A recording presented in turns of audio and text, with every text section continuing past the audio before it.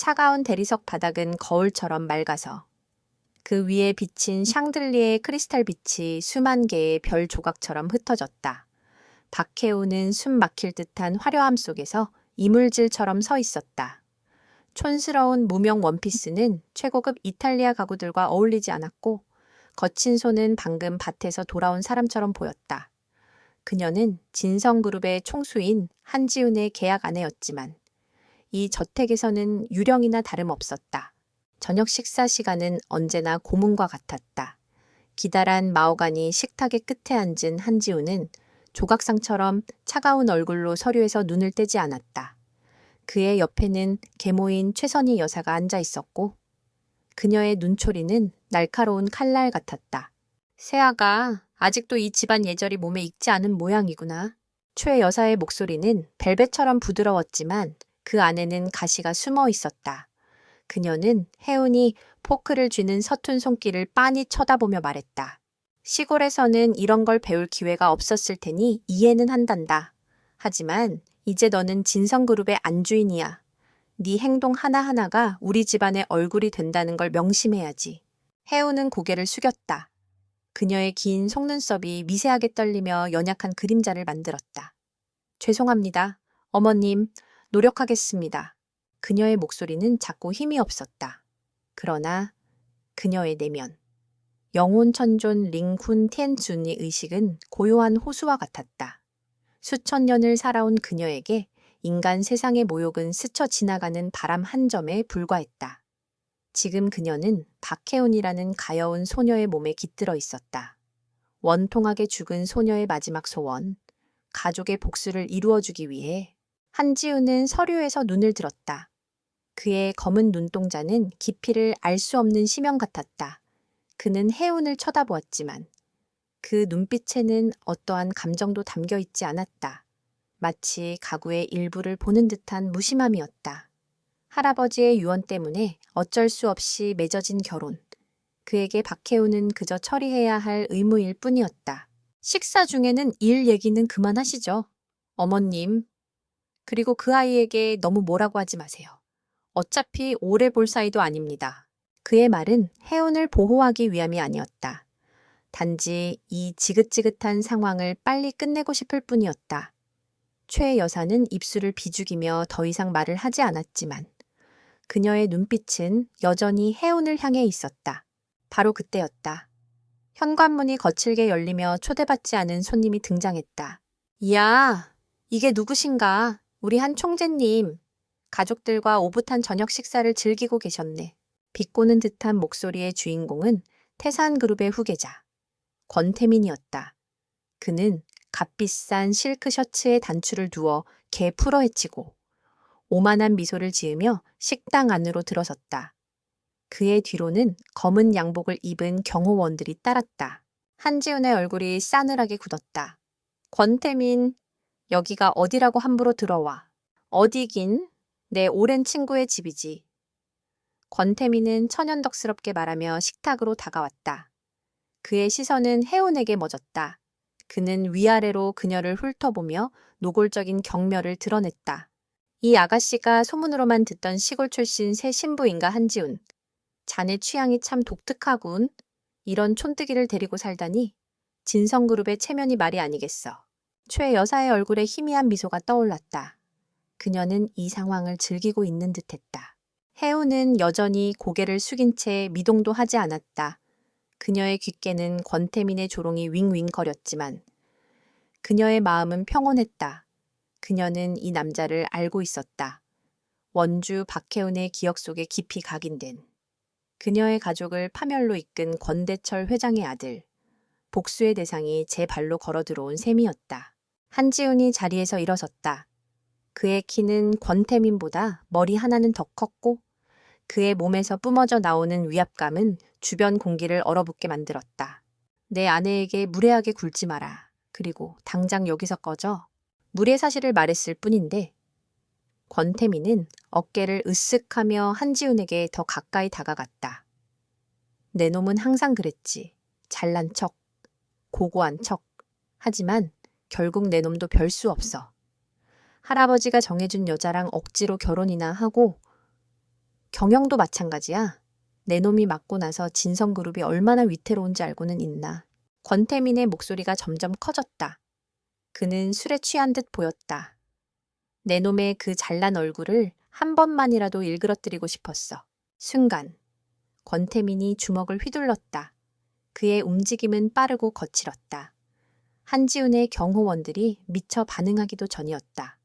한지훈은 피할 수 있었지만 굳이 피하지 않았다. 이런 식의 유치한 도발은 그에게 익숙했다. 하지만 주먹은 한지훈의 얼굴에 닿지 않았다. 모든 것이 슬로우 모션처럼 보였다. 자리를 피하려던 것처럼 보이던 혜운이 비틀거리며 일어섰다. 그녀의 가느다란 팔이 허공에서 허우적거리는 듯했다. 그리고 그녀의 손이 마치 우연처럼 권태민의 주먹을 향해 뻗어나갔다. 여매오. 작은 비명과 함께 혜운의 손가락이 권태민의 손목을 감쌌다. 겉보기에는 그저 스친 것 같았다. 하지만 권태민의 얼굴이 고통으로 하얗게 질렸다. 그의 100kg에 육박하는 몸이 종이 인형처럼 공중에서 멈췄다. 꾹! 권태민의 입에서 신음이 터져 나왔다. 혜운의 가녀린 손가락이 강철 클램프처럼 그의 손목을 옥죄고 있었다. 뼈가 으스러지는 듯한 고통이었다. 그는 힘을 주어 손을 빼내려 했지만 마치 바위에 뿌리 내린 것처럼 꼼짝도 하지 않았다. 혜운의 얼굴에는 겁에 질린 표정이 가득했다. 그녀의 큰 눈에는 눈물이 그렁그렁했다. 죄송해요. 제가 실수로. 괜찮으세요? 그녀는 황급히 손을 놓았다. 권태민은 두 걸음 뒤로 물러나며 자신의 손목을 붙잡았다. 시퍼렇게 멍이 들기 시작한 손목은 격렬하게 떨리고 있었다. 그는 믿을 수 없다는 표정으로 혜운을 쳐다보았다. 저 연약해 보이는 계집애에게서 어떻게 이런 괴력이 나올 수 있단 말인가. 식당 안은 완벽한 침묵에 휩싸였다. 초의 여사는 입을 벌린 채 굳어 있었고 경호원들은 멍하니 서 있을 뿐이었다. 하지만 단 한 사람, 한지훈만은 달랐다. 그는 모든 것을 보았다. 혜운의 움직임은 우연이나 실수가 아니었다. 그것은 극도로 정제되고 효율적인 완벽한 방어 동작이었다. 그녀의 눈빛, 비명을 지르기 직전 찰나의 순간에 스쳐 지나간 그 차가운 무심함, 마치 벌레를 보는 듯한 그 눈빛을 그는 놓치지 않았다. 그리고 그녀가 권태민을 놓아주었을 때 그녀의 손가락이 원래 위치로 돌아가는 그 미세한 움직임, 그 안에는 수천 번의 수련을 통해 완성된 무술가의 흔적이 있었다. 한지훈의 시선이 혜운에게 고정되었다. 촌스러운 원피스를 입고 금방이라도 울음을 터뜨릴 것처럼 겁에 질린 표정을 하고 있는 여자. 바틸로 거칠어진 손을 가졌다고 생각했던 여자. 대체 누구지? 권태민은 극심한 고통과 굴욕감에 얼굴이 벌개졌다. 그는 혜운과 한지훈을 번갈아 쳐다보며 소리쳤다. 내년 내 놈들 두고 보자. 그는 비틀거리며 식당을 빠져나갔다. 경호원들도 황급히 그의 뒤를 따랐다. 소란이 끝나자 다시 어색한 침묵이 흘렀다. 최 여사는 정신을 차리고 혜운에게 쏘아붙였다. 네오 대체 무슨 짓을 한 거야? 감히 태산그룹의 아드님에게 손을 대 이 집안을 망하게 할 작정이야. 혜운은 어깨를 움츠리며 고개를 저었다. 아니에요. 어머님. 저는 그냥 너무 놀라서. 정말이에요. 그녀의 영의는 완벽했다. 하지만 한지훈에게는 더 이상 통하지 않았다. 그는 천천히 혜운에게 다가갔다. 그의 그림자가 그녀를 완전히 뒤덮었다. 혜운은 고개를 들어 그를 바라보았다. 그녀의 눈은 여전히 두려움으로 가득 차 있었지만 그 깊은 곳에서는 한치의 흔들림도 없는 평온함이 자리 잡고 있었다. 한지훈은 허리를 숙여 그녀의 눈을 똑바로 마주 보았다. 그의 목소리는 얼음처럼 차가웠다. 당신 누구야? 그것은 단순한 질문이 아니었다. 그의 모든 감각이 경고 신호를 보내고 있었다. 그의 앞에 있는 여자는 그가 알던 혹은 안다고 생각했던 박혜은이 아니었다. 그녀는 그보다 더 깊고 더 위험하며 헤아릴 수 없는 비밀을 품고 있었다.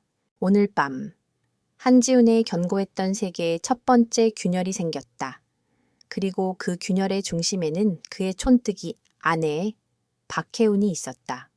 그녀의 정체를 향한 의심의 씨앗이 그의 마음에 심어졌다. 그 씨앗은 곧 걷잡을 수 없이 자라나 그의 삶 전체를 뒤흔들게 될 것이었다. 한밤중에 총재 집무실은 도시의 소음이 닿지 않는 깊은 침묵에 잠겨 있었다. 한지우는 책상 위 스탠드 불빛에 의지한 채 서류 한 뭉치를 뚫어지라 쳐다보고 있었다. 그의 미간에는 깊은 주름이 새겨져 있었다. 서류의 제목은 박혜운 신상조사 보고서였다.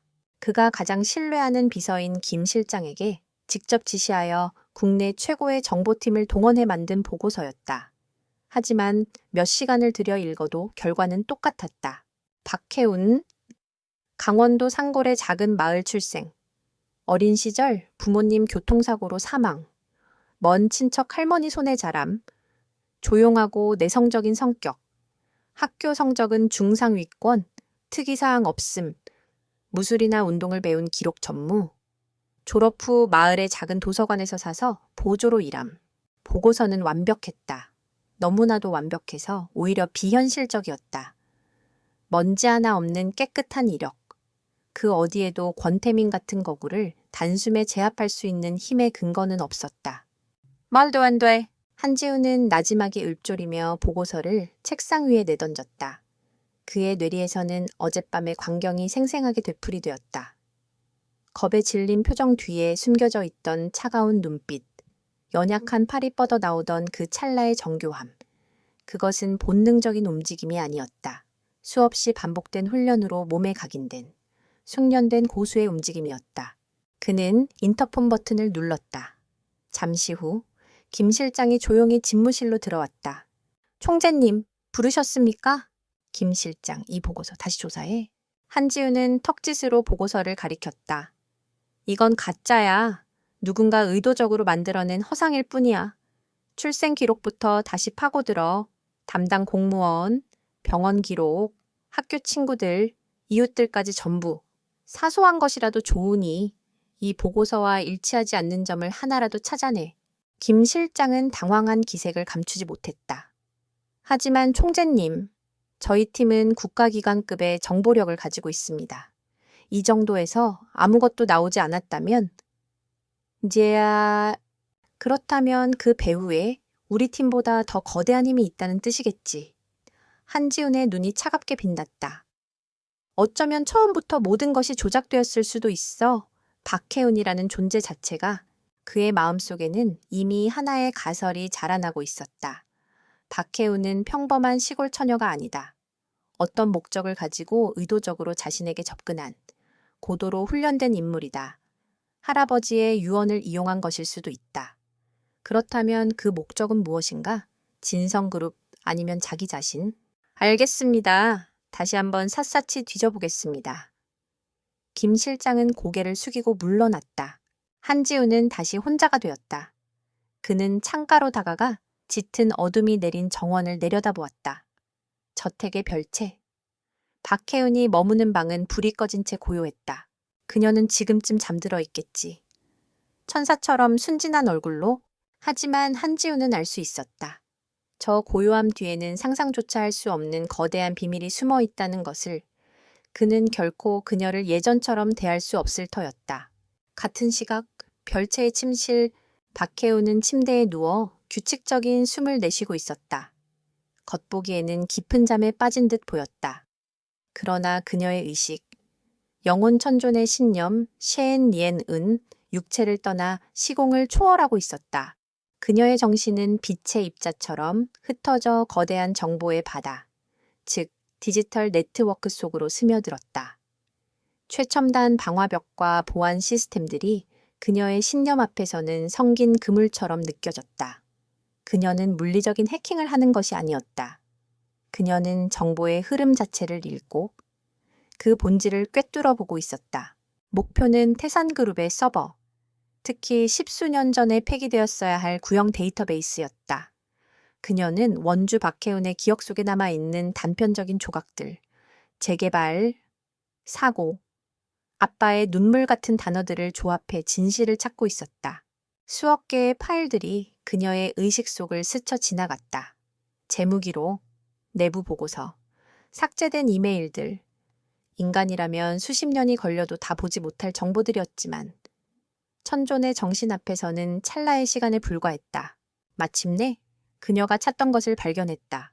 프로젝트명 은혜동 재개발 사업 파일들은 15년 전의 날짜로 기록되어 있었다.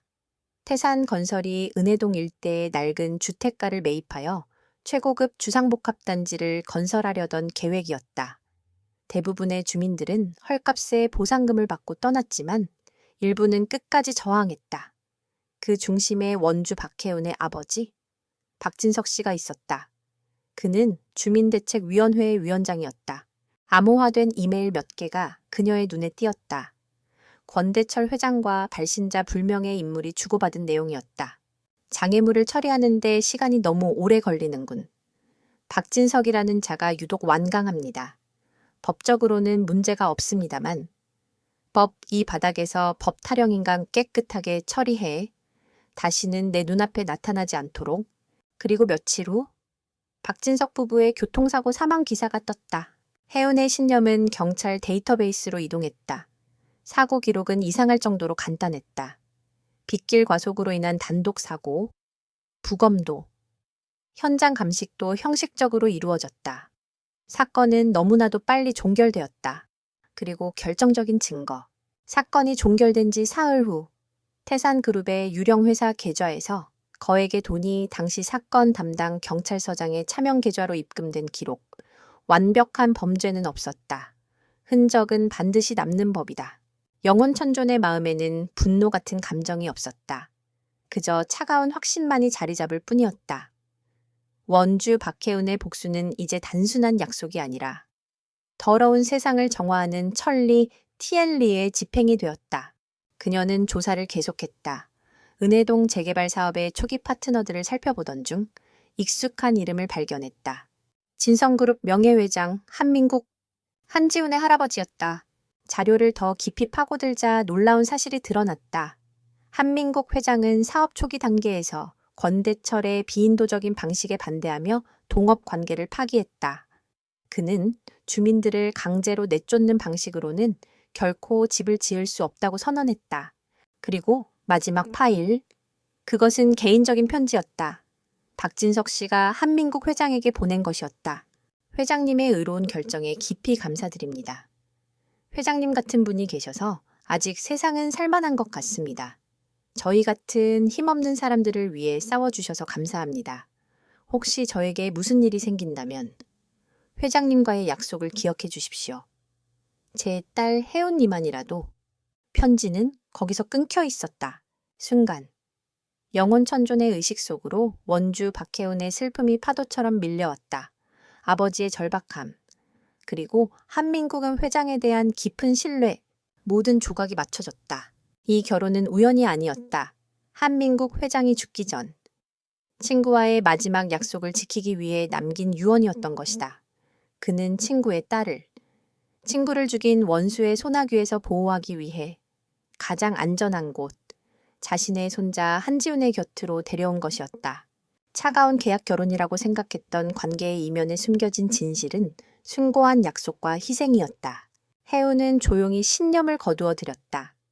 그녀는 어두운 방 안에서 천천히 눈을 떴다. 차가운 달빛이 창문을 통해 스며들어 그녀의 얼굴을 비추었다. 그녀는 처음으로 자신의 숙명에 대해 다른 감정을 느꼈다. 이것은 더 이상 한 소녀의 원한을 풀어주는 대리인의 역할이 아니었다. 의로운 자의 약속을 완성하고 악한 자의 죄를 심판하는 것. 그것은 그녀의 새로운 존재 이유가 되었다. 한지훈. 그녀는 더 이상 그를 차가운 계약 남편으로만 볼 수 없었다. 그는 할아버지의 고귀한 유산을 이어받은 자이자 이 복수의 여정에 있어 가장 중요한 열쇠였다. 그들의 운명은 15년 전 두 명의 아버지가 맺은 약속으로 이미 깊게 얽혀 있었다. 혜운은 침대에서 일어나 창가로 다가갔다. 멀리 본체의 집무실에는 아직 불이 켜져 있었다. 그녀는 불빛을 바라보았다. 두 사람의 보이지 않는 전쟁은 이미 시작되었다. 한 사람은 잃어버린 과거의 조각을 찾기 위해, 다른 한 사람은 미래의 복수를 완성하기 위해, 그리고 그들의 길은 이제 막 한 지점에서 교차하기 시작했다. 한지훈의 저택에 며칠간 불안한 평화가 흘렀다. 그는 의식적으로 박해운을 관찰했고 그녀는 여전히 조용하고 존재감 없는 시골 아내의 역할을 충실히 수행했다. 그녀는 정원에서 꽃을 가꾸거나 주방 아주머니를 도와 서툰 솜씨로 요리를 배웠다. 그 모습 어디에서도 권태민을 압도했던 무술가의 흔적은 찾아볼 수 없었다. 하지만 한지훈은 더 이상 그녀의 겉모습에 속지 않았다. 위장된 평온함은 폭풍 전의 고요함일 뿐이었다. 그리고 폭풍은 예상보다 빨리 닥쳐왔다. 서울의 한 최고급 호텔. 은밀한 프라이빗 룸에서 최선희 여사와 권태민이 마주 앉아 있었다. 권태민의 오른쪽 손목에는 여전히 값비싼 보호대가 감겨 있었다. 그의 얼굴에는 그날의 굴욕감이 분노로 변해 들끓고 있었다. 그 계집 하나 때문에 내 체면이 말이 아니게 됐습니다. 그리고 한지훈 그 자식. 감히 나를 진정해, 권 이사. 최 여사는 우아하게 찻잔을 들며 나지막이 말했다. 그녀의 목소리는 차분했지만 눈은 뱀처럼 차가웠다.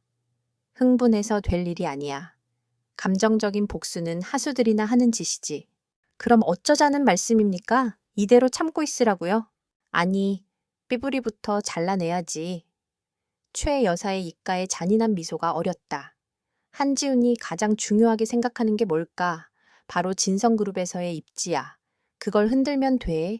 그리고 그 도구로. 그 애가 끔찍이도 무시하는 그 촌뜨기, 아내를 이용하는 거지. 최 여사는 자신의 계획을 설명하기 시작했다. 진성건설은 현재 사활을 걸고 중동의 대규모 플랜트 건설 사업 입차를 준비하고 있었다. 성공하면 한지훈의 입지는 반석 위에 오르겠지만 실패한다면 막대한 손실과 함께 그의 리더십은 치명타를 입게 될 터였다. 내가 한지훈의 부서에 심어놓은 사람이 있어. 그를 통해 입찰 제안서를 빼돌려 태산그룹에 넘길 거야. 그리고 모든 증거는 박해운. 그 아이를 가리키게 만들 거지. 남편의 서재에 몰래 들어가 돈에 눈이 멀어 정보를 팔아넘긴 무지한 시골 여자.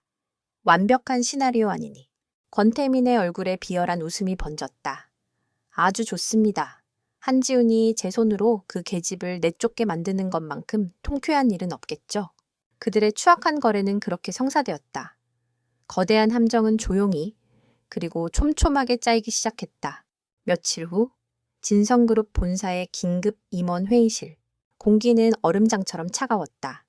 이사들의 얼굴은 굳어 있었고 그들의 시선은 상석에 앉은 한지훈에게로 쏠려 있었다. 거대한 스크린에는 방금 발표된 중동 플랜트 사업의 낙찰 결과가 떠 있었다. 낙찰 기업 태산건설, 진성건설의 입찰가보다 불과 0.1% 낮은 금액이었다. 내부 정보 유출 없이는 불가능한 기적에 가까운 차이였다. 이게 어떻게 된 일입니까? 총재님, 한 이사가 격앙된 목소리로 외쳤다. 우리의 입찰 정보가 통째로 새어나갔습니다. 이건 명백한 내부 스파이의 소행입니다. 회의실은 순식간에 아수라장이 되었다. 한지훈은 돌처럼 굳은 얼굴로 침묵을 지켰다. 그의 머릿속은 복잡하게 얽혀 있었다. 바로 그때 대주주 자격으로 참석한 초의 여사가 자리에서 일어났다. 그녀의 얼굴에는 깊은 우려와 슬픔이 어려 있었다. 여러분, 진정하십시오. 이 일의 책임은 어쩌면 저에게 있는지도 모르겠습니다. 모두의 시선이 그녀에게 집중되었다. 제가 집안을 제대로 건사하지 못한 탓입니다. 그녀는 떨리는 목소리로 말을 이었다. 며칠 전 저는 우연히 세아가 그러니까 박해운 양이 밤늦게 지훈이의 서재에 들어가는 것을 보았습니다. 처음에는 대수롭지 않게 여겼습니다만 최 여사는 스크린에 증거 자료들을 띄웠다. 첫 번째는 저택의 CCTV 영상이었다. 박해운이 한밤중에 한지훈의 서재에 들어갔다가 나오는 모습이 희미하게 찍혀 있었다. 두 번째는 은행 거래 내역서였다. 박해운의 죽은 어머니와 비슷한 이름의 차명 계좌에 거액의 현금이 입금된 기록이었다. 마지막으로 정보 유출의 핵심 용의자로 지목된 내부 직원의 진술서가 올라왔다. 그는 박해운과 접촉하여 돈을 받고 정보를 넘겼다고 자백했다. 모든 증거가 한 사람, 박해운을 가리키고 있었다. 회의실은 충격과 경악으로 술렁였다. 총재님의 아내가 스파이라니. 어쩐지 근본도 없는 여자를 들인다 했어. 비난의 화살은 순식간에 한지훈에게로 향했다. 그의 리더십과 판단력이 송두리째 의심받는 순간이었다. 한지훈은 눈을 감았다. 함정이다. 너무나도 완벽하게 짜인 함정. 하지만 그는 이상하게도 박혜운이 범인이라고 생각되지 않았다. 그녀라면 좀 더 교묘하고 흔적 없는 방법을 썼을 것이다. 이건 너무 조잡하고 상투적이었다. 그는 비서에게 나지막이 지시했다. 박혜운 씨를 이리로 데려와. 회의실의 모든 사람들이 경악했다. 범죄 혐의자를 신성한 임원 회의실로 부르다니. 잠시 후 문이 열리고 박혜운이 들어왔다. 그녀는 평소와 같은 수수한 옷차림이었다. 수십 명의 날카로운 시선 앞에서 그녀는 겁에 질린 사슴처럼 보였다. 최 여사는 승리를 확신하며 입꼬리를 올렸다. 한지우는 아무 말 없이 스크린을 가리켰다. 혜우는 천천히 고개를 들어 자신을 범인으로 몰아가는 증거들을 보았다. 그녀의 얼굴은 새하얗게 질렸고 두 손을 가슴 앞에 모은 채 가늘게 떨었다. 금방이라도 무너져 울음을 터뜨릴 것 같았다. 하지만 그녀는 울지 않았다. 깊은 숨을 한번 내쉰 그녀가 입을 열었다. 그녀의 목소리는 떨리고 있었지만 이상하게도 또렷하게 회의실에 울려 퍼졌다. 저 몇 가지 여쭤봐도 될까요? 그녀는 IT 보안팀장을 바라보았다. 저 입찰 제안서는 최고 기밀 디지털 파일이라고 들었습니다. 혹시 파일의 용량이 얼마나 되는지 알 수 있을까요? 보안팀장이 의아한 표정으로 대답했다. 수백 메가바이트에 달하는 대용량 파일입니다. 그렇군요. 혜우는 고개를 끄덕였다. 그런 대용량 파일을 저택의 보안 네트워크를 통해 외부로 빼내려면 상당한 시간과 전문 기술이 필요할 텐데요. 그날 밤 저희 집 네트워크에서 비정상적인 데이터 전송 기록이 있었는지 확인해 주실 수 있나요? 보안팀장의 얼굴이 굳어졌다. 확인 결과 그런 기록은 없었습니다. 회의실에 미묘한 정적이 흘렀다. 혜우는 다음으로 재무팀장을 향했다. 그리고 저 은행거래 내역서. 계좌 주인의 이름이 저희 어머니와 비슷하긴 하지만 기록된 생년월일이 다릅니다. 그리고 주소지도 저희 어머니는 평생 가보신 적도 없는 부산으로 되어 있고요. 혹시 이 계좌 주인의 신원을 정확하게 확인해 보셨나요? 재무팀은 당황한 기색이 역력했다. 거기까지는 미처 확인하지 못했던 것이다. 마지막으로 그녀는 화면에 떠 있는 내부 직원의 사진을 가리켰다. 이 분의 진술서에는 제가 밤 11시에 서재 근처에서 서성이는 것을 보았다고 되어 있네요. 그때 제가 어떤 옷을 입고 있었는지도 아주 상세하게 적혀 있고요. 하지만 이상하네요. 그 시간엔 제가 주방에서 아주머니와 함께 야참으로 드실 국을 끓이고 있었거든요. 이건 저택 내부 주방 CCTV를 확인해 보시면 바로 알 수 있을 겁니다. 그리고 진술서에 묘사된 옷은 제가 그날이 아니라 이틀 전에 입었던 옷이에요. 그녀의 말 한마디가 망치가 되어 완벽해 보였던 증거들에 균열을 일으켰다. 그녀는 패닉에 빠지거나 감정적으로 호소하지 않았다. 대신 냉철한 논리와 사실에 기반한 질문으로 함정의 허점을 정확하게 찔렀다. 애초에 무지한 시골 여자라는 전제하에 만들어진 허술한 함정은 그녀의 예리함 앞에서 힘없이 무너져 내렸다. 최 여사의 얼굴이 싸늘하게 굳어졌다. 내부 직원은 식은땀을 비 오듯 쏟아내기 시작했다. 그 순간을 한지우는 놓치지 않았다. 그는 얼음 같은 목소리로 명령했다. 보안팀은 당장 저 직원을 대질 신문하고 재무팀은 차명 계좌의 실소유주를 추적해 1시간 내로 결과를 보고하도록. 그는 자리에서 일어나 최 여사를 똑바로 쳐다보았다. 그의 눈빛에는 이전에는 없었던 차가운 경고가 담겨 있었다. 모자, 무지 사이의 신뢰는 산산조각 났다. 회의는 그렇게 끝났다. 역설적이게도. 한지훈의 입지는 더욱 굳건해졌다. 그는 위기 상황에서 흔들리지 않는 냉철한 판단력을 증명해 보였다. 그날 저녁, 한지훈은 저택의 정원에서 홀로 서 있는 혜운을 발견했다. 그는 그녀에게 다가가 나지막이 물었다. 어떻게 알았지? 그런 질문들을 할 생각은? 혜운은 뒤돌아보지 않은 채 장미 덩굴을 바라보며 대답했다. 그냥 이상했으니까요. 시골에서는 작은 것도 허투루 보지 않거든요. 사람 이름이나 사는 곳 같은 거요. 그런 게 제일 중요한 거니까요.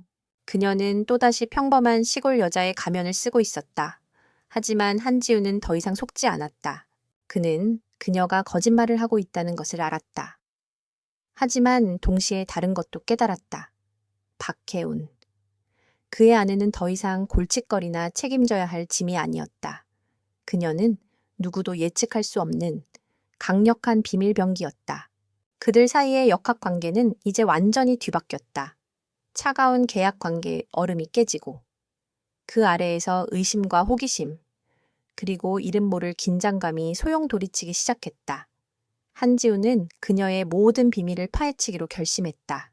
기업 스파이 누명 사건이 일단락된 후 한지훈의 저택에는 기묘한 기류가 흘렀다. 이전의 냉랭한 무관심 대신 서로를 탐색하는 팽팽한 긴장감이 그 자리를 채웠다. 한지훈은 더 이상 박해운을 투명인간 취급하지 않았고 박해운 역시 그의 시선을 피하지 않았다. 그날 밤 한지훈은 자신의 서재로 박해운을 불렀다. 서재는 그의 왕국이자 가장 사적인 공간이었다. 그가 그녀를 이곳으로 부른 것은 이번이 처음이었다. 혜운이 안으로 들어서자 그는 손짓으로 맞은편 의자를 가리켰다. 더 이상 상석과 말석의 구분이 아니었다. 동등한 눈높이에서 마주 앉는 자리였다. 앉아. 그의 목소리는 여전히 낮고 차가웠지만 그 안에는 이전과 다른 무게감이 실려 있었다. 혜우는 조용히 자리에 앉았다. 그녀는 말없이 그가 입을 열기를 기다렸다. 한지우는 단도직입적으로 본론을 꺼냈다. 나는 지금 전쟁 중이야. 밖으로는 태산그룹 같은 적들이 있고 안으로는 내 자리를 호시탐탐 노리는 계모와 그 추종자들이 있지. 할아버지께서 돌아가신 이후로 단 하루도 편히 잠든 날이 없어. 그는 테이블 위로 서류 한 장을 밀었다. 지난번 박해운의 누명을 벗겨준 내부 직원에 대한 조사 결과 보고서였다. 그는 최 여사의 사주를 받았으며 그 대가로 거액의 돈과 승진을 약속받았다는 내용이 적혀 있었다. 당신 덕분에 급한 불은 껐지만 이건 시작에 불과해. 그들은 내가 무너질 때까지 계속해서 나를 공격해 올 거야. 그는 잠시 말을 끊고 혜운의 눈을 똑바로 응시했다. 나는 당신이 평범한 시골 여자애가 아니라는 걸 알아. 당신이 누구인지, 어떤 과거를 가졌는지는 묻지 않겠어. 하지만 당신의 능력은 나에게 필요해. 그것은 항복 선언이자 동시에 제안이었다.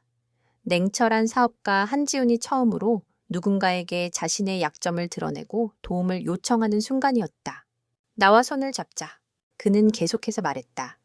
진성그룹의 모든 정보망, 나의 최정계 보안팀, 그리고 무제한의 자금, 당신이 원하는 모든 것을 지원해주지. 그것을 이용해서 당신이 찾고 있는 것을 찾아. 그게 복수든 숨겨진 진실이든 상관없어. 그 대가로 내 파트너가 되어줘.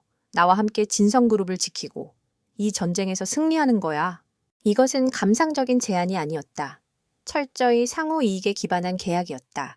혜운의 내면, 영혼 천존의 의식은 그의 제안을 빠르게 계산했다. 이것은 그녀에게도 최상의 조건이었다. 한지훈의 자원은 권대철의 추악한 과거를 파헤치는 데 엄청난 도움이 될 터였다. 그녀의 복수는 이제 그녀 혼자만의 싸움이 아니게 될 것이다. 그녀는 천천히 고개를 끄덕였다. 여전히 순진하고 조금은 겁먹은 듯한 표정을 유지한 채였다. 제가 도움이 될 수 있다면 노력해볼게요.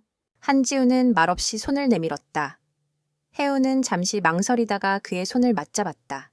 그의 손은 크고 단단했으며 얼음장처럼 차가웠다. 그들의 차가운 계약 결혼은 이제 뜨거운 계약 동맹으로 진화했다. 그들의 첫 번째 공동작전은 며칠 뒤에 열리는 VVIP 자선 경매 행사였다. 이 경매에는 여러 희귀한 예술품들이 나오지만 우리의 목표는 이게 아니야. 한지우는 태블릿 PC 화면에 낡은 나무 상자 사진을 띄웠다. 상자는 정교한 연꽃 무늬로 조각되어 있었지만 겉보기에는 그다지 가치가 있어 보이지 않았다.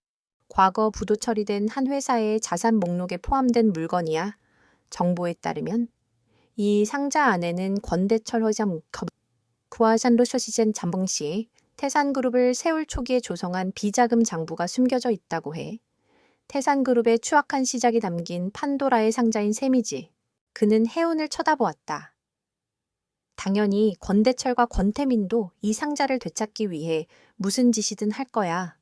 우리는 반드시 그들보다 먼저 상자를 손에 넣어야 해. 경매 당일. 해운은 이전과는 완전히 다른 모습으로 나타났다. 촌스러운 원피스 대신 몸의 선을 우아하게 드러내는 짙은 남색의 실크 드레스를 입고 있었다. 화장은 거의 하지 않았지만 그녀 본연의 맑은 피부와 깊은 눈매가 오히려 더욱 돋보였다. 채 오르려던 한지우는 잠시 숨을 멈췄다. 그는 처음으로 그녀에게서 시골 처녀의 모습이 아닌 고귀하고 기품 있는 여인의 모습을 보았다. 마음속에서 낯선 감정이 희미하게 피어올랐지만 그는 애써 그것을 무시하고 채 올라탔다. 경매장은 화려하고도 긴장된 분위기로 가득했다. 한지훈과 혜운이 한쪽 테이블에 자리 잡자 반대편에 앉아있던 권대철과 권태민의 날카로운 시선이 날아와 박혔다. 보이지 않는 불꽃이 두 테이블 사이에서 튀었다. 마침내 문제의 나무 상자가 경매에 올랐다. 자, 오래된 목공예품입니다. 시작가 1,000만 원부터 시작하겠습니다. 경매사의 말이 끝나자마자 권대철이 패드를 들었다. 5천만. 한지훈이 즉시 응수했다. 1억. 시작부터 둘의 싸움이었다. 가격은 미친 듯이 치솟기 시작했다. 상자의 실제 예술적 가치를 수십 배는 뛰어넘는 금액이었다. 경매장은 숨을 죽인 채 두 거대 그룹 총수의 자존심 싸움을 지켜볼 뿐이었다. 10억. 권대철이 외쳤다. 그의 얼굴은 붉게 상기되어 있었다. 한지훈의 참모들이 예측했던 상한선을 훌쩍 뛰어넘는 금액이었다. 아무리 장부가 중요하다고 해도 불확실한 정보 하나에 이 정도의 돈을 쓰는 것은 어리석은 짓이었다. 한지훈의 손이 잠시 망설였다. 바로 그때 혜은이 그의 팔에 가볍게 손을 얹었다. 한지훈은 고개를 돌려 그녀를 보았다. 혜은은 상자를 보고 있지 않았다. 그녀의 시선은 오직 권대철에게 고정되어 있었다. 그녀의 눈동자는 깊고 고요한 호수 같았다.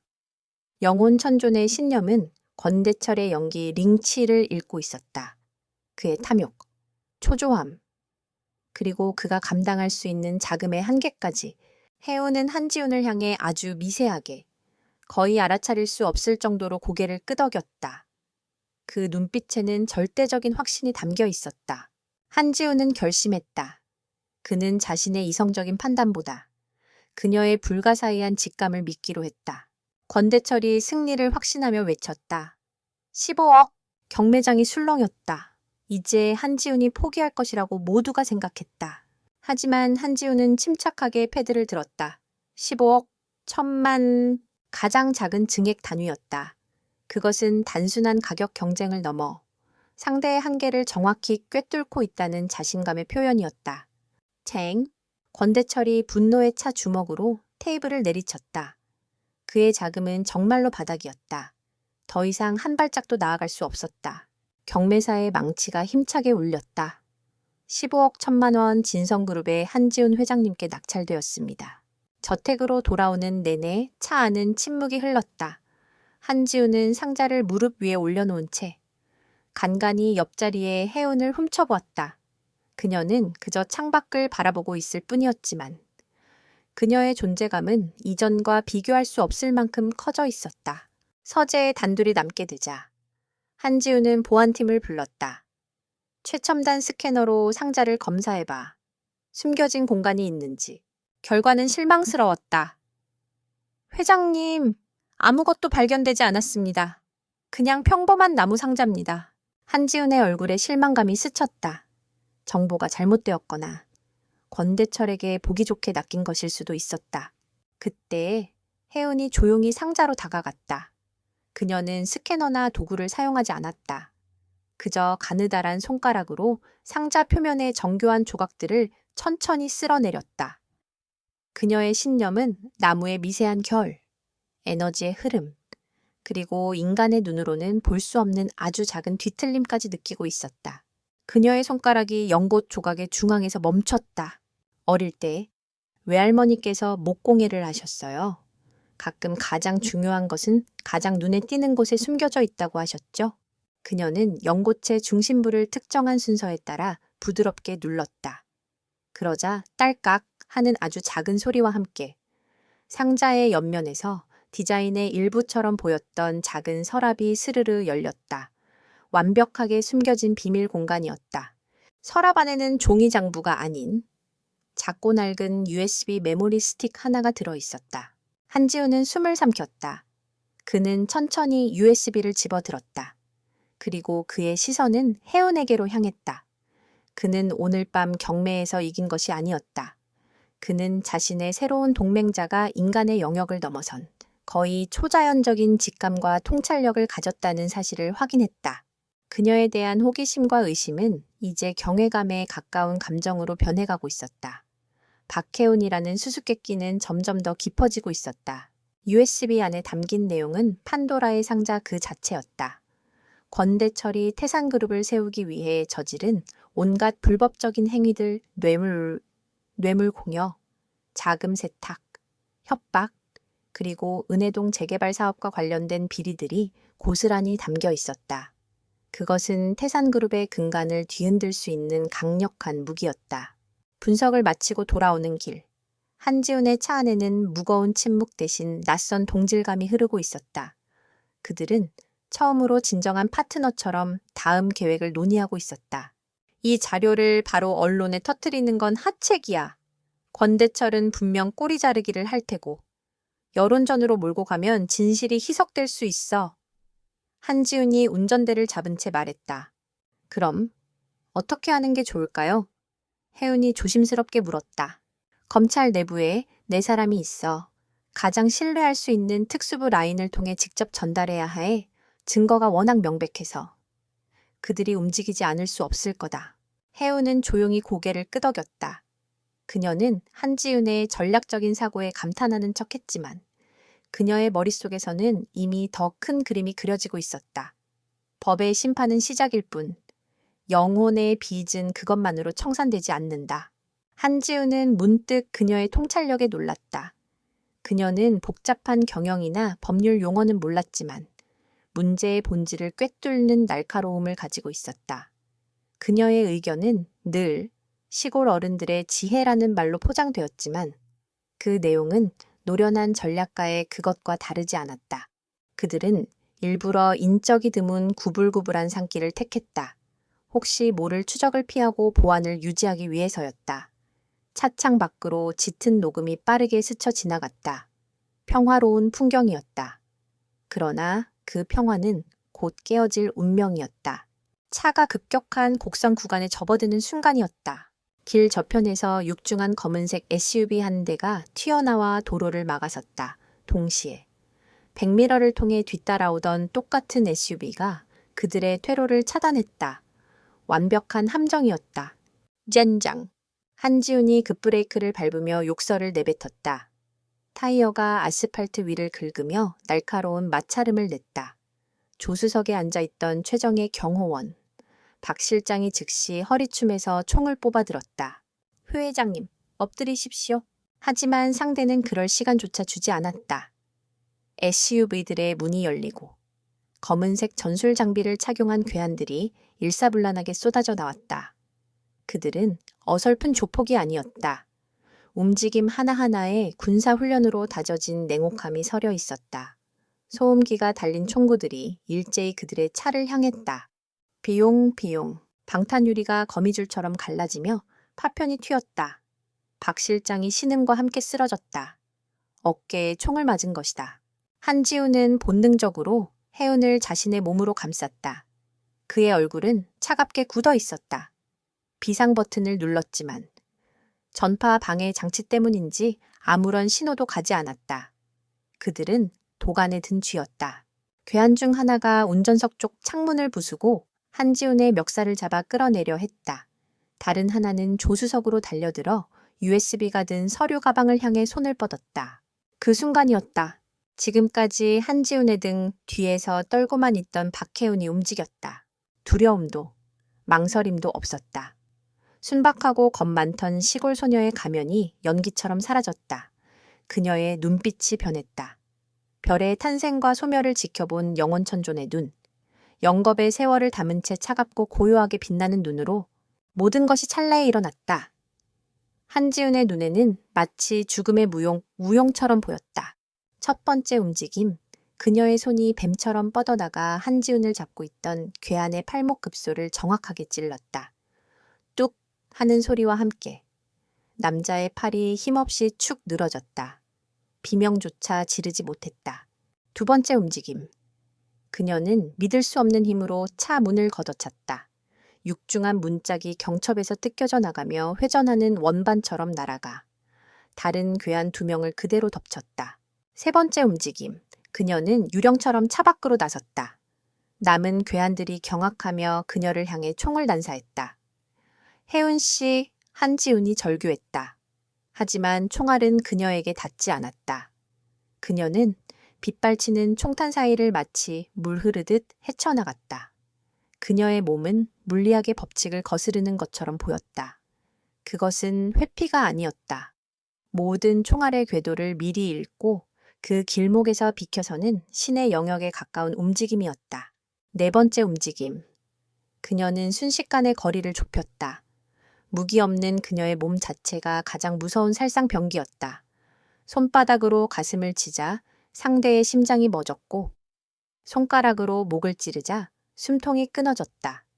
부드럽게 다리를 한번 휘젓자 우두두둑 소리와 함께 뼈가 부러졌다. 그것은 단순한 무술이 아니었다. 우주의 기취를 끌어와 인간의 육체에 적용하는 파괴의 법칙 그 자체였다.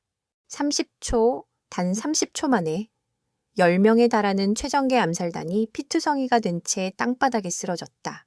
산길에는 죽음 같은 정적이 내려앉았다. 바람소리와 망가진 엔진에 똑똑 하는 소리만이 정적을 깨뜨렸다. 해우는 그 참혹한 광경의 중심에 서 있었다. 그녀의 수수한 원피스에는 피 한 방울 튀지 않았고 호흡은 완벽하게 평온했다. 그 고요함 속에는 섬뜩할 정도의 아름다움이 있었다. 그녀는 천천히 한지훈을 향해 돌아섰다. 그녀의 눈을 채우고 있던 신성 쉔싱의 빛이 서서히 잦아들고 그 자리에 복잡한 감정의 파편이 스쳐 지나갔다. 자신의 정체를 드러낸 것에 대한 후회일까? 아니면 그를 향한 걱정일까? 한지훈은 그 자리에 얼어붙은 채 그녀를 바라보았다. 그는 공포에 질려 있었고 동시에 매료되었다. 그가 결혼한 여자, 그가 촌뜨기라고 무시했던 여자, 똑똑한 전략가라고 생각했던 여자, 그 여자가 방금 혼자 힘으로 엘리트 암살단을 전멸시켰다. 이것은 인간의 이해 범주를 넘어선 현상이었다. 시골 안에 박해우는 죽었다. 그녀가 서 있던 자리에는 정체를 알 수 없는 두려울 정도로 강력한 여전사가 서 있었다. 한지훈의 세계는 송두리째 뒤집혔다. 그녀에 대한 질문은 더 이상 그녀의 과거에 대한 것이 아니었다. 그녀라는 존재의 본질에 대한 것이었다. 대체 당신은 무엇인가? 그는 아무 말도 할 수 없었다. 그와 그녀 사이에는 이제 경외와 두려움으로 이루어진 거대한 심연이 놓여 있었다. 그들의 동맹은 이제 위험하고도 거부할 수 없는 치명적인 차원으로 접어들고 있었다. 산길의 참혹한 현장은 한지훈의 최정예 보안팀에 의해 신속하게 정리되었다. 그들은 프로였다. 흔적을 지우고 시신을 수습하고 망가진 차량을 견인하는 모든 과정이 소리 없이 진행되었다. 박해운이 의도적으로 살려둔 암살자 한 명은 재갈이 물린 채 비밀스러운 장소로 옮겨졌다. 별도의 방탄 차량에 옮겨 탄 한지훈과 혜운 사이에는 숨막히는 침묵이 흘렀다. 한지훈은 운전석에 앉아 있었지만 운전을 하지는 않았다. 그의 시선은 정면을 향해 있었지만 초점은 흐릿했다. 그의 머릿속에서는 방금 전의 광경이 계속해서 되풀이되고 있었다. 총알을 피하며 춤추듯 움직이던 그녀의 몸짓, 적들의 목숨을 앗아가던 무심한 손길. 그 모든 것이 비현실적이었다. 그는 아직 질문을 던질 준비가 되지 않았다. 아니, 어떤 질문을 해야 할지조차 알 수 없었다. 혜우는 조용히 그의 옆에 앉아 있었다. 그녀는 다시 평범한 시골 여자로 돌아온 듯 보였지만 한지우는 더 이상 그 모습에 속지 않았다. 그는 지금 자신이 인간의 형태를 한 태풍의 눈 한가운데에 앉아 있다는 것을 직감했다. 진성그룹 소유의 한적한 안과 지하의 신문실은 방음 처리가 완벽했다. 붙잡힌 암살자는 의자에 묶인 채였다. 그는 고도로 훈련받은 전문가였다. 진성그룹 최고의 신문 전문가가 몇 시간을 투입했지만 그는 입을 열지 않았다. 그의 눈에는 오직 경멸과 냉소만이 가득했다. 그때 혜은이 신문실 안으로 들어왔다. 잠시 저 혼자 있게 해주시겠어요? 한지우는 잠시 망설였지만 그녀의 고요한 눈빛을 보고는 고개를 끄덕였다. 신문 전문가와 경호원들이 모두 밖으로 나갔다. 이제 좁은 공간에는 혜은과 암살자 단둘만이 남았다. 그녀는 물리적인 고문을 사용하지 않았다. 그저 남자의 앞에 서서 그의 눈을 깊이 들여다보았다.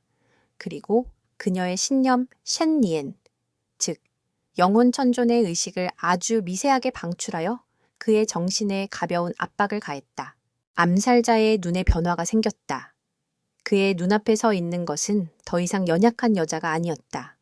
그의 정신은 지금 설명할 수 없는 원초적인 공포와 마주하고 있었다. 마치 대자연의 재해 혹은 신의 분노 앞에 선 미물처럼 느껴졌다. 그의 강철 같던 정신방벽이 모래성처럼 허물어지기 시작했다. 누가 시켰지? 혜은의 목소리는 나지막했지만 그의 영혼에 직접 울리는 듯했다. 몰라. 유령 회사를 통해서 남자는 공포에 질려 더듬거리며 모든 것을 털어놓기 시작했다.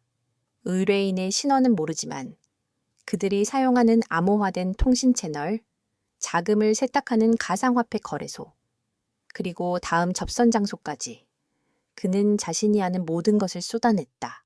신문실을 나온 혜은은 한지훈에게 간략하게 결과를 전달했다. 그 정보를 바탕으로 USB에 담겨있던 자료와 암살자의 자백이라는 두 개의 조각이 맞춰지기 시작했다. 한지훈의 정보팀은 밤낮 없이 움직였다. 혜은은 그들의 작업에 직접 참여했다. 그녀는 복잡한 데이터나 해킹 기술은 몰랐다. 하지만 그녀에게는 그보다 더 강력한 무기가 있었다. 그녀는 거대한 스크린에 떠 있는 수만 개의 금융 거래의 흐름도를 보고 있었다. 전문가들도 놓치는 미세한 변칙들을 그녀는 한눈에 알아봤다. 그녀는 차트의 한 지점을 손가락으로 가리켰다. 여기, 이 흐름이 이상해요. 다른 것들과 섞여 있지만 색깔이 달라요. 분석가들은 의아해했다. 그들의 눈에는 모두 똑같은 데이터의 흐름으로 보일 뿐이었다. 하지만 그녀가 가리킨 지점을 역추적하자 놀라운 사실이 드러났다. 그곳은 권대철이 정치인과 고위 관료들을 상대로 로비를 벌이던 자금 세탁의 핵심 통로였다. 그녀의 직감은 번번이 적중했다. 그녀는 유령 회사들의 거미줄 같은 네트워크, 부패한 권력자들의 명단, 그리고 법망을 교묘히 피해 숨겨진 불법 사업체들을 차례차례 밝혀냈다. 한지우는 경악을 금치 못했다. 이것은 단순히 기업 간의 경쟁이 아니었다. 권대철은 대한민국의 심장부에 뿌리내린 거대한 암적인 존재, 거대한 범죄 제국을 건설했던 것이다.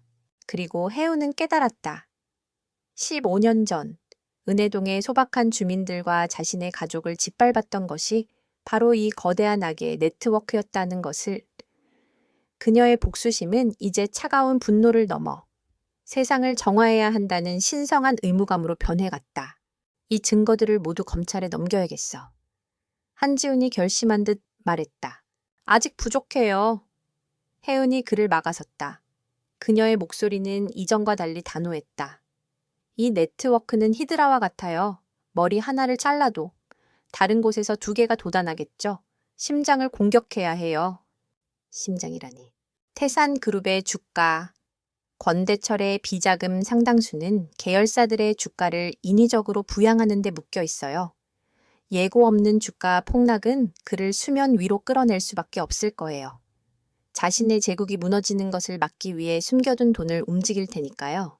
바로 그때 돈의 흐름을 쫓아 심장을 도려내는 겁니다. 한지우는 회의적이었다. 주가 조작은 너무 위험해. 시장은 예측 불가능한 생물이야. 자칫하면 우리까지 삼켜버릴 수 있어.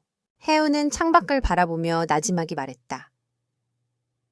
저는 차트를 읽지 않아요. 사람의 마음을 읽죠. 지금 시장은 탐욕과 공포로 가득 차 있어요.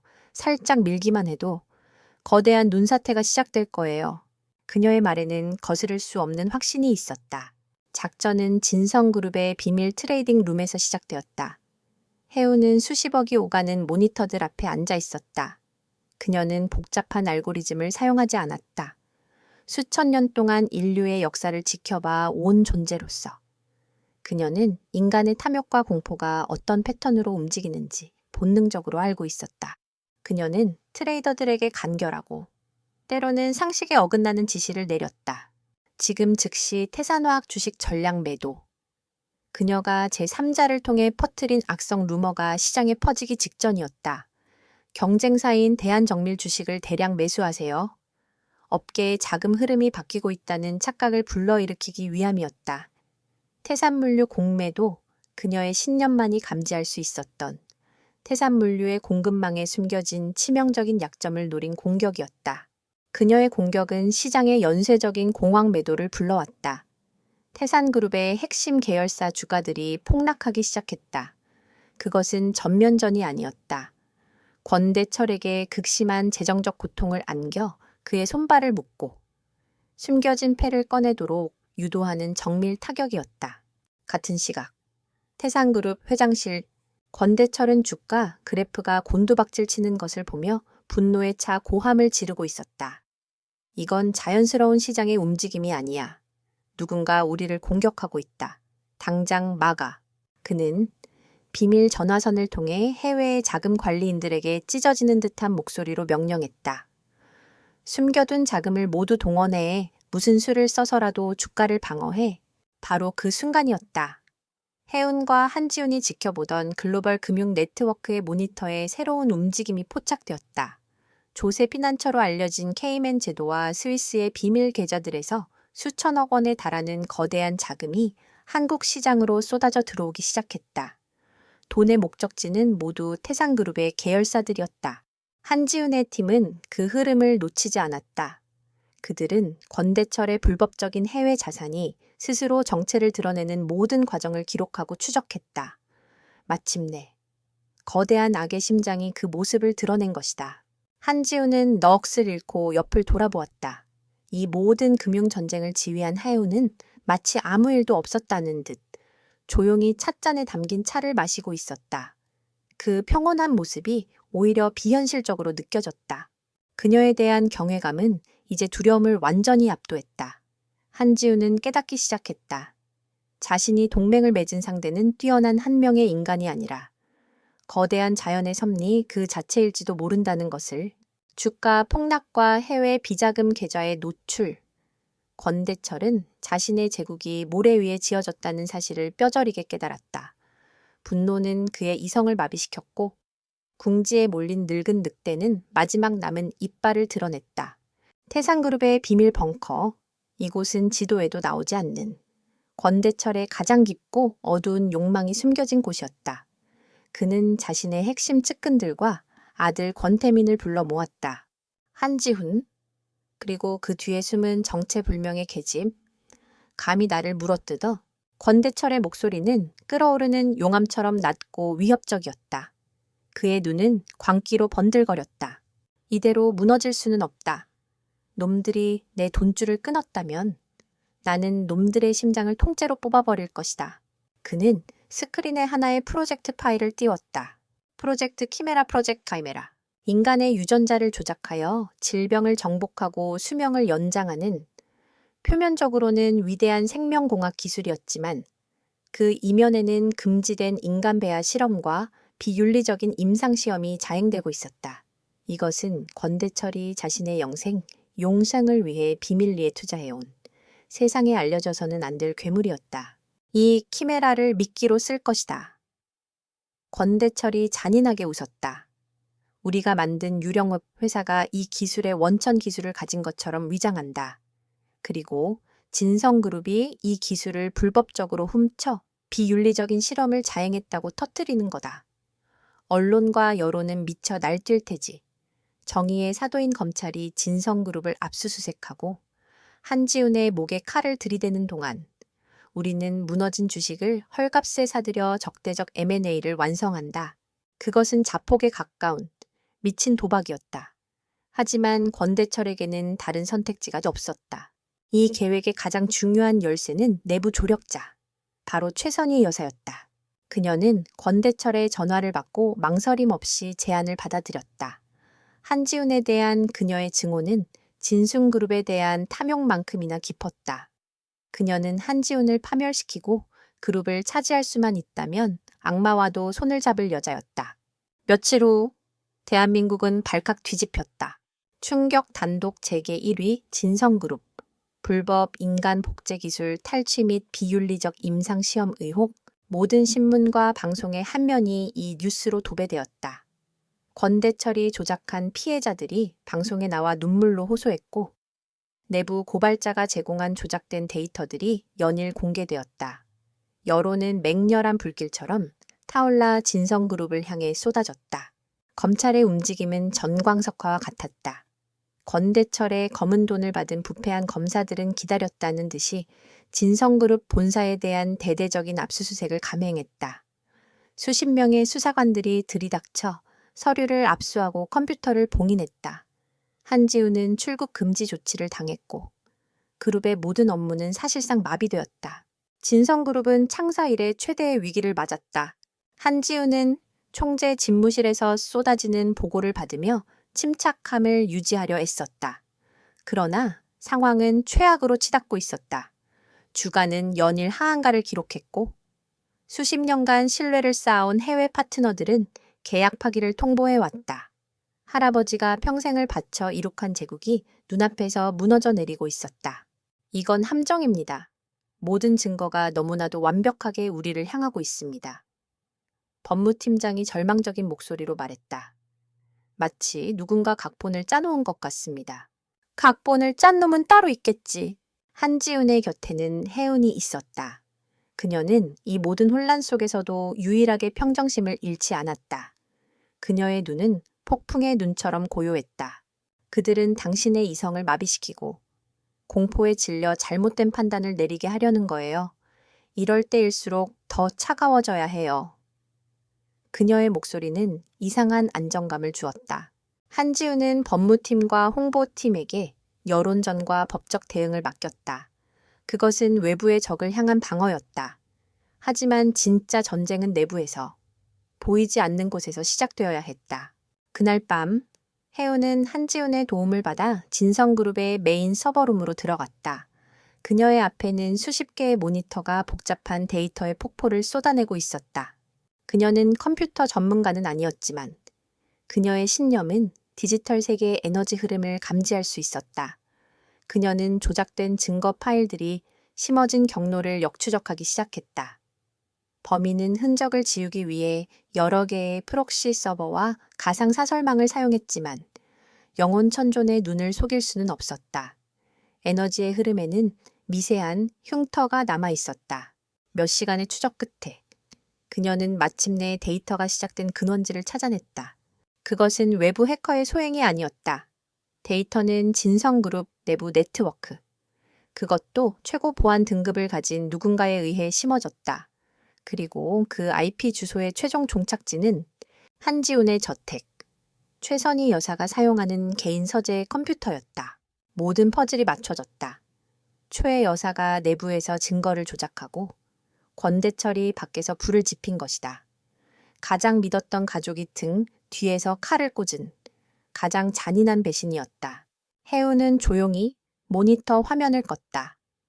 그녀의 얼굴에는 어떠한 감정도 드러나지 않았지만 그녀의 주변 공기는 얼어붙을 듯 차가워졌다. 천조는 인간의 배신에 분노하지 않는다. 다만 그에 합당한 대가를 치르게 할 뿐이다. 그녀는 총재 집무실로 돌아왔다. 한지훈은 밤을 새워 대책을 강구하느라 지친 기색이 역력했다. 혜우는 말없이 그녀가 찾아낸 증거를 그의 책상 위에 올려놓았다. 최 여사의 컴퓨터 IP 주소와 조작된 파일의 생성 로그 기록, 명백한 배신의 증거였다. 한지우는 서류를 내려다보았다. 그의 얼굴에서 핏기가 사라졌다. 그는 최 여사를 의심해왔지만 막상 그 배신이 명백한 증거로 눈앞에 드러나자 참을 수 없는 허탈감과 분노가 치밀어 올랐다. 어머니라고 불렀던 여자, 아버지를 빼앗아간 여자, 그리고 이제는 할아버지의 유산마저 송두리째 빼앗으려 하는 여자.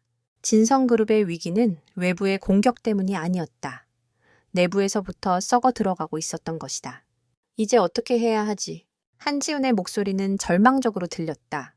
그는 처음으로 무력감을 느꼈다. 혜우는 그의 눈을 똑바로 바라보았다. 그녀의 눈빛은 흔들림 없었다. 뱀을 잡으려면 뱀굴로 직접 들어가야죠. 그녀의 말은 싸늘한 결의에 차 있었다. 이제 수세에 몰려 방어만 할 때가 아니었다. 가장 어둡고 위험한 적의 심장부로 직접 들어가 모든 것을 끝장낼 시간이었다. 그들의 방역은 이제부터 시작이었다. 진성그룹을 둘러싼 여론은 최악으로 치닫고 있었다. 한지우는 그룹 총수 자리에서 물러나라는 압박까지 받고 있었다. 하지만 그는 더 이상 흔들리지 않았다. 배신의 실체를 확인한 그의 눈에는 절망 대신 차가운 분노와 결의가 자리 잡았다. 방역의 첫 단추는 내부의 적, 최선희를 무력화시키는 것이었다. 하지만 그녀는 교활했다.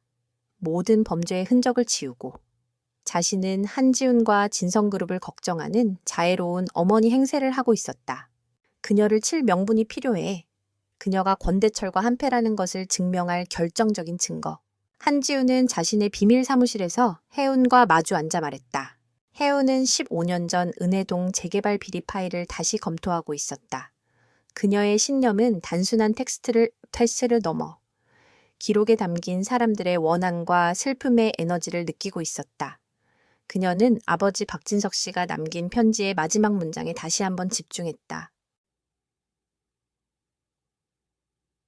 혹시 저에게 무슨 일이 생긴다면 회장님과의 약속을 기억해 주십시오.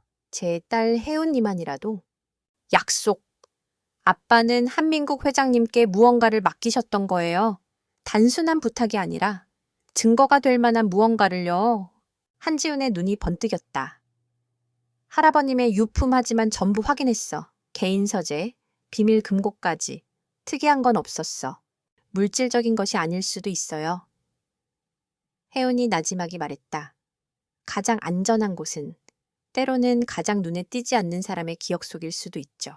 그녀는 박진석 씨의 주변 인물들을 다시 샅샅이 파고들기 시작했다. 한지훈의 정보팀이 제공한 자료에는 그의 동료, 이웃, 친구들의 명단이 빼곡히 적혀 있었다. 대부분 15년이라는 세월 속에 흩어져 평범한 삶을 살고 있었다. 혜운의 시선이 한 이름에서 멈췄다. 김철민, 전직 기자, 15년 전 은혜동 재개발 사업의 비리를 끈질기게 파헤치던 열혈 기자였다. 하지만 어느 날 갑자기 모든 취재를 중단하고 홀연히 잠적했다. 기록에는 개인적인 사유로 퇴사라고만 적혀 있었다. 이 사람을 찾아야 해요. 혜운의 목소리에는 확신이 담겨 있었다. 김철민을 찾는 것은 쉽지 않았다. 그는 세상과 연을 끊고 깊은 산속에서 약초를 캐며 살고 있었다. 한지훈의 팀이 며칠간의 추적 끝에 마침내 그의 거처를 찾아냈다. 한지훈과 혜운은 직접 그를 찾아갔다. 낡은 오두막에서 나온 김철민은 50대 중반의 나이였지만 세상사에 찌든 탓인지 훨씬 늙어 보였다. 그는 경계심 가득한 눈으로 낯선 방문객을 맞았다.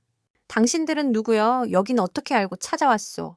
한지훈이 신분을 밝히고 은혜동 사건에 대해 묻자 김철민의 얼굴은 싸늘하게 굳어졌다.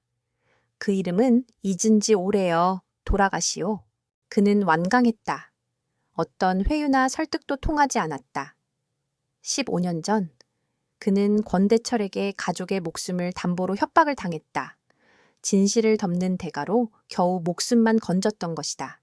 그에게 그 사건은 다시는 떠올리고 싶지 않은 끔찍한 악몽이었다.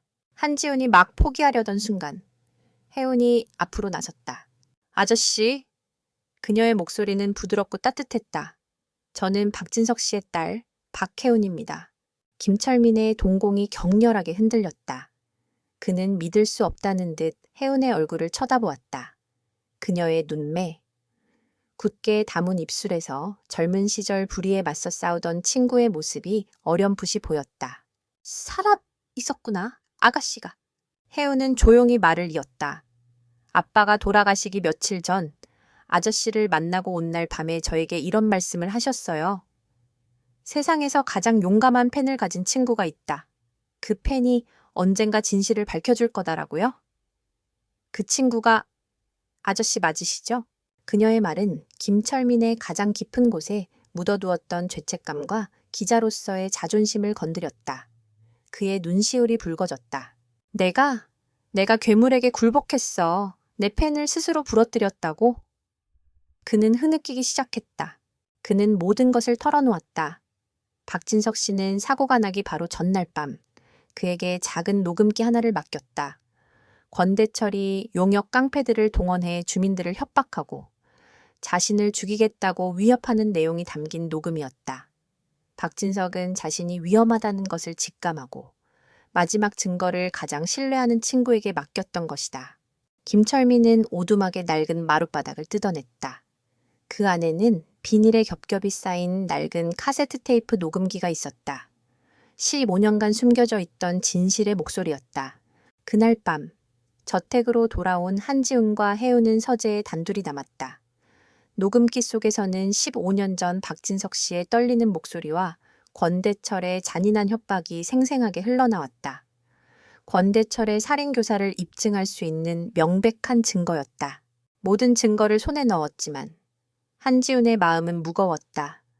그는 창밖의 어둠을 바라보며 나지막이 말했다. 이 모든 게 끝나면 당신은 어떻게 할 거지? 그것은 파트너에게 던지는 질문이 아니었다.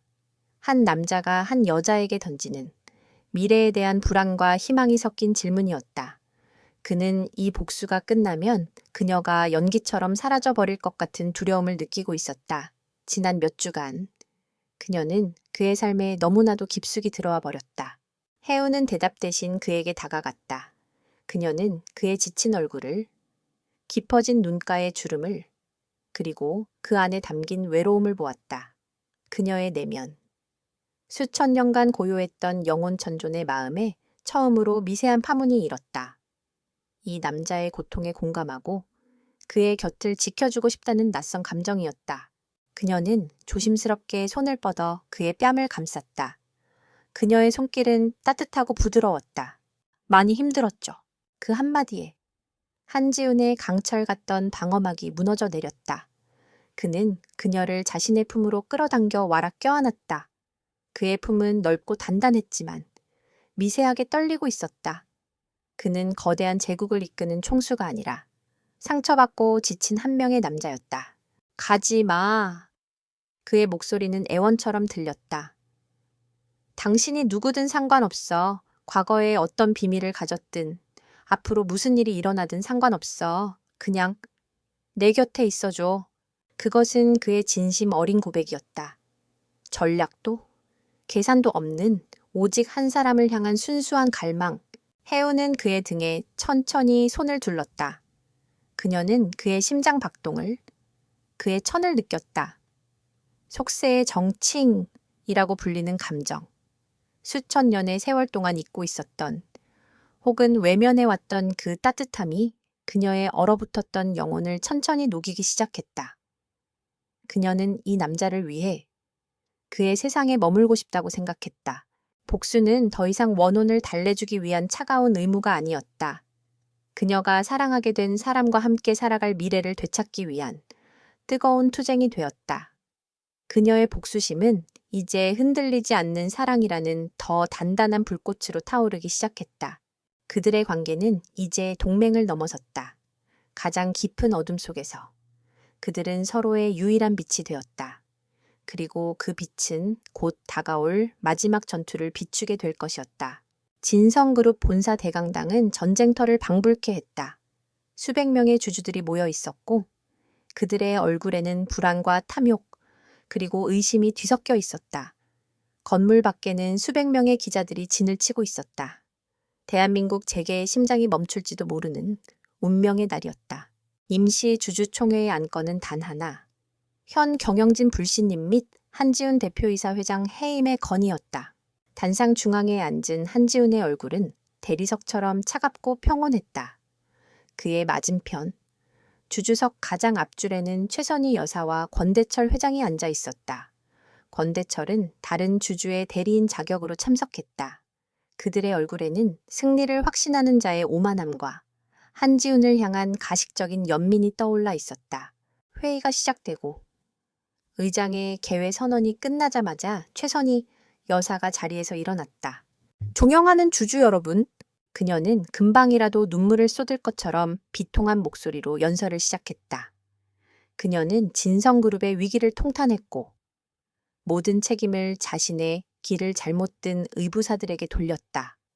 교묘하게 편집된 자료들과 거짓 감성이 뒤섞인 그녀의 연설은 주주들의 불안한 마음에 불을 지폈다. 이에 저는 진성그룹의 미래를 위해 눈물을 머금고 한지훈 회장의 해임안을 발의하는 바입니다. 권대철 측 인사들이 즉시 동의를 외쳤다. 분위기는 완전히 넘어간 듯 보였다. 의장이 해임안 표결을 선언하려는 바로 그 순간이었다. 잠깐만요. 강당의 육중한 문이 열리고 한 여인이 들어섰다. 박혜운이었다. 그녀는 더 이상 순박한 시골 아내도 화려한 파티의 동반자도 아니었다. 몸에 잘 맞는 검은색 정장을 입은 그녀의 모습은 냉철하고 결의에 찬 전문가처럼 보였다. 강당의 모든 시선이 그녀에게 쏠렸다. 그녀는 주저없이 단상을 향해 걸어갔다. 한지우는 그녀를 향해 믿음이 담긴 눈빛으로 고개를 끄덕였다. 혜우는 자신의 노트북을 대형 스크린에 연결했다. 강당에 울려 퍼지는 그녀의 목소리는 작았지만 강한 힘이 있었다. 한지훈 회장님의 해임안에 투표하시기 전에 진성그룹이 맞은 이 위기의 진짜 원인이 무엇인지 먼저 보셔야 할 것 같습니다. 첫 번째 증거, 그녀는 15년 된 카세트 테이프의 음성 파일을 재생했다. 강당 전체에 박진석 씨의 떨리는 목소리와 권대철의 살기 어린 협박이 울려 퍼졌다. 나냉 토박을 계단에 내 딸만은 건드리지 말아주시오. 제발. 시끄러워. 내 놈의 그 주둥이 때문에 내 사업이 얼마나 손해를 받는지 알아. 내 놈과 내 놈 가족은 내 손에 죽어봐야 정신을 차릴 게다. 주주들은 경악했다. 권대철의 얼굴은 하얗게 질렸다. 두 번째 증거. USB에 담겨있던 비밀 장부와 자금 세탁 기록. 부패한 정치인과 관료들의 명단이 스크린을 가득 채웠다. 강당 곳곳에서 비명이 터져 나왔다. 이것은 단순한 기업 비리가 아니라 대한민국을 뒤흔들 수 있는 거대한 게이트였다. 세 번째, 그리고 마지막 증거. 최선희 여사의 개인 컴퓨터에서 나온 서버 로그 기록과 그녀가 권대철과 주고받은 이메일들이 공개되었다. 진성그룹을 무너뜨리기 위한 모든 음모의 전말이 그 안에 담겨 있었다. 이 모든 것이 진실입니다. 진성그룹의 위기는 한지훈 회장님의 경영 실패 때문이 아니라 저 두 사람의 탐욕과 범죄를 은폐하기 위한 추악한 공작 때문이었습니다. 강당은 아수라장이 되었다. 최선희는 거짓말이야라고 비명을 질렀고 권대철은 자신의 제국이 눈앞에서 잿더미로 변하는 것을 보며 만견자실한 채 굳어 있었다. 한지훈의 신호를 받은 보안 요원들이 움직이기 시작했다. 그들이 권대철과 최선희를 향해 다가갔다. 바로 그때였다. 아버지 옆에 앉아있던 권태민이 이성을 잃었다. 그의 얼굴은 분노와 광기로 일그러져 있었다. 그는 품속에서 숨겨둔 날카로운 등산용 나이프를 꺼내 들었다. 우와! 그는 짐승 같은 함성을 지르며 단상을 향해 달려들었다. 누구도 예상치 못한 돌발 상황이었다. 그는 경호원들을 순식간에 지나쳐 가장 가까이 있던 한지훈의 목에 칼을 들이댔다. 움직이지 마. 움직이는 놈들은 다 죽여버릴 거야. 그의 눈은 충혈되어 있었고 입에서는 거품이 흘러나왔다. 강당은 공포에 질린 사람들의 비명으로 가득 찼다. 모든 것이 멈췄다. 상황은 순식간에 끔찍한 인질극으로 변했다. 혜우는 그 광경을 보고 있었다. 그녀의 얼굴에서 모든 감정이 사라졌다.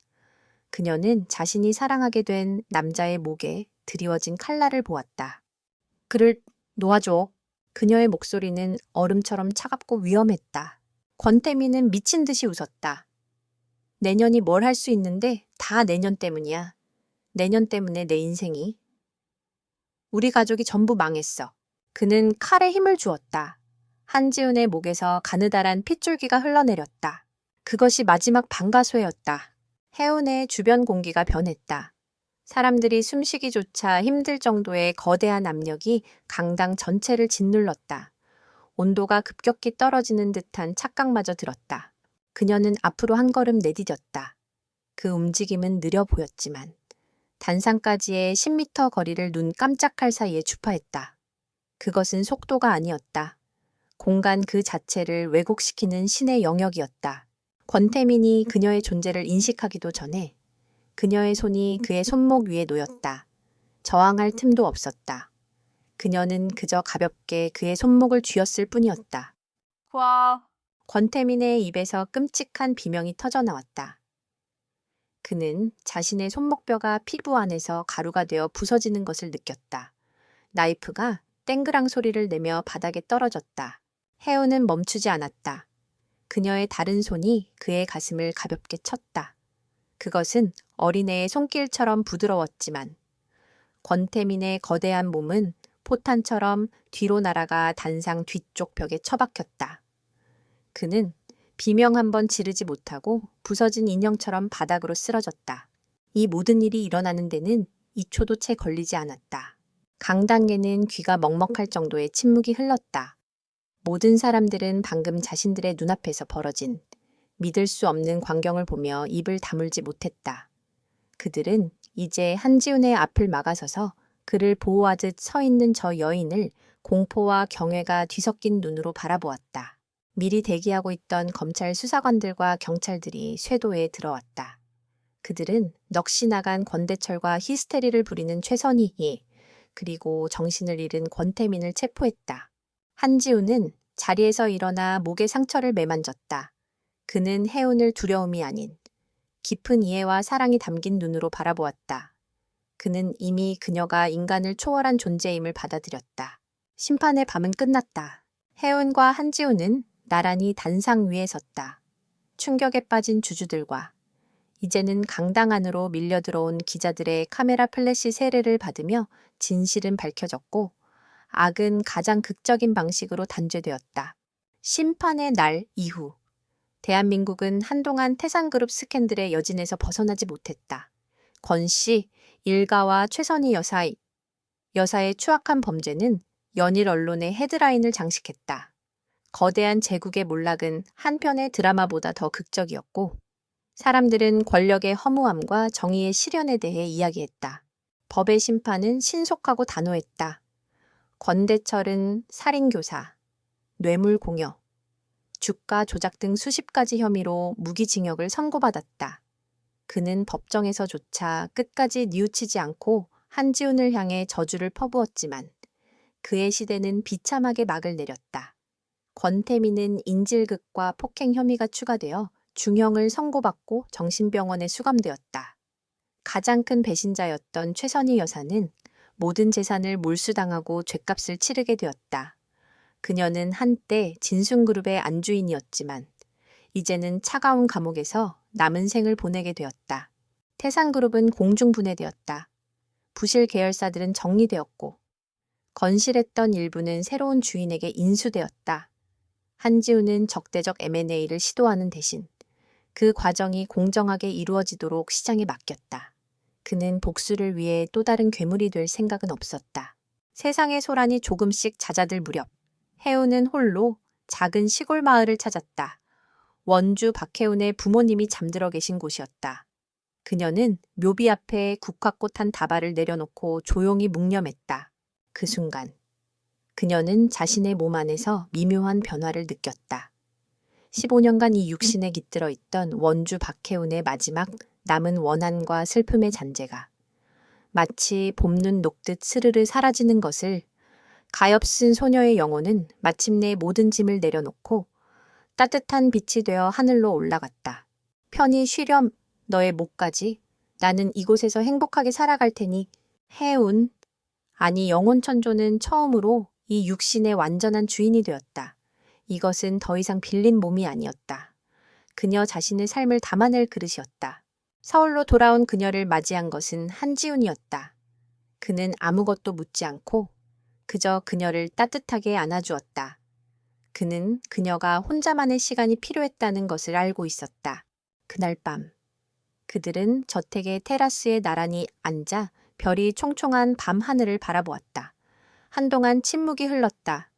먼저 입을 연 것은 한지훈이었다. 총호의 날, 고마웠어. 그리고 미안해. 당신을 위험에 빠뜨려서. 혜우는 고개를 저었다. 당신을 지키기 위한 일이었어요. 미안해할 필요 없어요. 한지훈은 그녀의 손을 부드럽게 잡았다. 그의 손은 여전히 크고 따뜻했다. 나는 당신이 누구인지 다 알지 못해. 그는 조심스럽게. 하지만 흔들림 없는 목소리로 말했다. 당신이 평범한 사람이 아니라는 것쯤은 알아. 때로는 당신을 보고 있으면 마치 수천 년의 세월을 담고 있는 깊은 바다를 보는 것 같아. 내가 감히 상상조차 할 수 없는 존재일지도 모르지. 그는 혜은의 눈을 똑바로 바라보았다. 그의 눈빛에는 두려움이나 의심이 아닌 오직 깊은 신뢰와 사랑만이 담겨 있었다. 하지만 내게 그건 중요하지 않아. 당신이 천사이든 혹은 다른 세상에서 온 존재이든 내게 당신은 오직 한 사람. 박혜훈이야. 내가 사랑하는 아내, 내가 평생을 함께하고 싶은 유일한 사람. 그의 고백에 영혼 천존의 마음에 파문이 일었다. 영겁의 세월 동안 그녀는 수많은 세계의 흥망성쇠를 지켜보았다.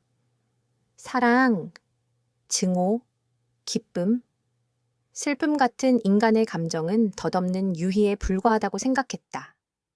하지만 지금 이 한 남자가 주는 순수한 사랑 앞에서 그녀의 영혼은 의미를 잃고 있었다. 그녀는 깨달았다. 영원한 삶보다 더 소중한 것은 유한한 시간 속에서 사랑하는 이와 함께하는 찰나의 순간들이라는 것을. 나는 당신 곁에 있을 거예요.